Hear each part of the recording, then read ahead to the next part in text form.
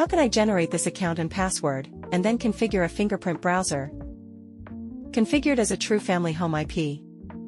Let's first go to the Loki official website homepage. Click on Static Residential Proxies here for pricing.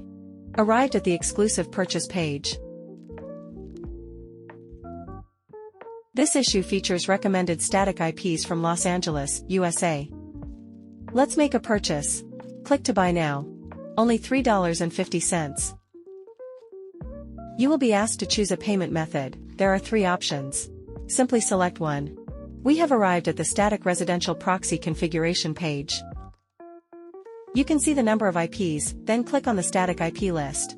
You can see the time of all IPs and whether automatic renewal is enabled.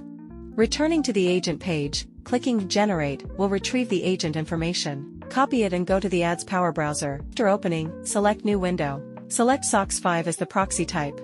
Then paste the copied proxy information into the proxy host. Click on the agent test to check the liquidity. No problem, save the window and open. With the IP address displayed, our proxy configuration is complete. Check its performance on the IP testing website. Dual ISP native broadband is displayed, which is excellent. Interested users can contact customer service for a free trial.